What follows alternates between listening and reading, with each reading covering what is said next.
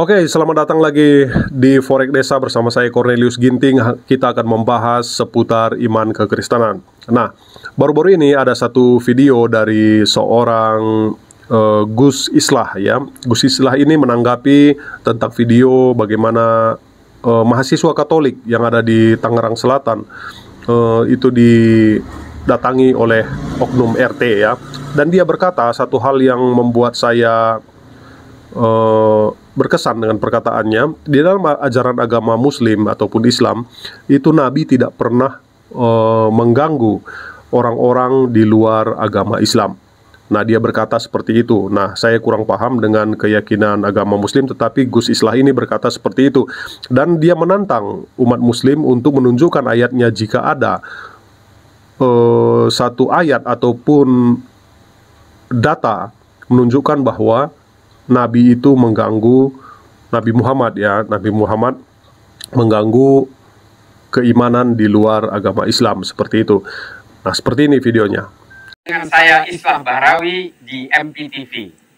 Kemarin banyak kejadian, salah satunya yang paling penting adalah penyerbuan warga yang dimotori oleh ketua RT bawa senjata tajam menggerebek mahasiswa Universitas Pamulang yang mengadakan malam Rosario.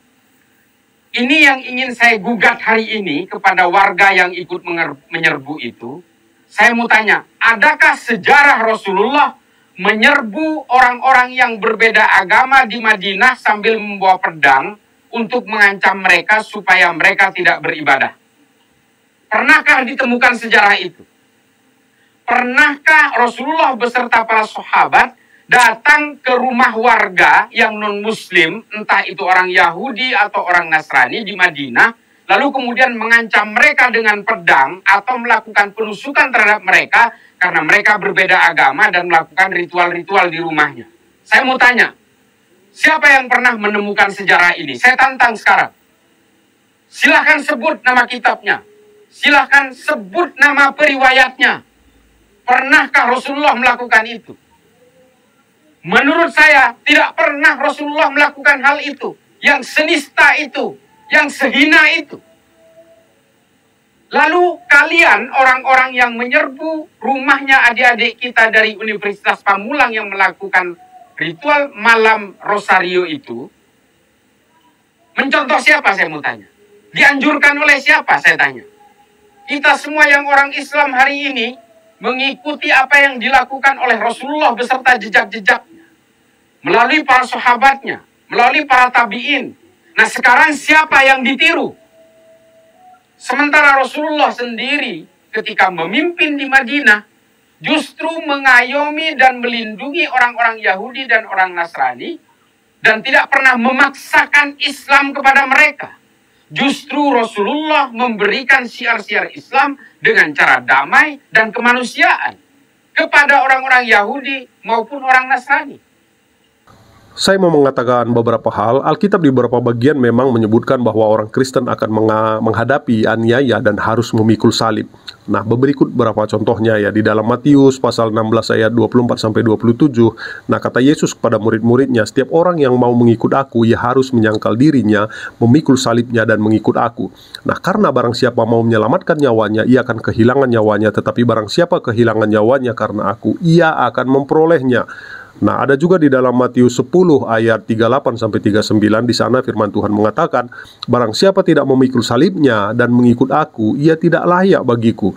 Barang siapa mempertahankan nyawanya, ia akan kehilangan nyawanya. Dan barang siapa kehilangan nyawanya karena aku, ia akan memperolehnya, kata ayat ini. Nah, ada juga di dalam 2 Timotius 3 ayat 12. Sesungguhnya semua orang yang ingin hidup saleh dalam Yesus Kristus akan dianiaya. Namun penting untuk diingat bahwa penganiayaan dan memikul salib ini tidak berarti orang Kristen harus pasrah menerima penderitaan. Justru ini adalah kesempatan untuk menunjukkan iman dan kesetiaan kepada Tuhan, bahkan di tengah-tengah kesulitan. Nah, Alkitab juga memberikan banyak sekali ayat yang menguatkan dan menghibur orang Kristen yang menghadapi aniaya. Nah, contohnya di dalam Roma 8 ayat 35-39. Siapakah yang akan memisahkan kita dari kasih Kristus? Apakah kesusahan, apakah siksaan, atau kelaparan, atau ketelanjangan, atau bahaya, atau pedang? Nah, tetapi dalam segala hal kita lebih daripada pemenang oleh karena Dia yang telah mengasihi kita. Aku yakin bahwa maut, malaikat maut, atau roh-roh atau perkara-perkara yang ada sekarang, ataupun perkara-perkara yang akan datang, atau kuasa-kuasa, atau sesuatu makhluk lain tidak dapat memisahkan kita dari kasih Allah yang ada di dalam Kristus Yesus. Jadi kita sebagai orang Kristen, kita bersyukur walaupun kita menghadapi penderitaan, tetapi kita ada di pihak Tuhan. Tuhan yang membela kita, Tuhan yang memberi penghiburan kepada kita.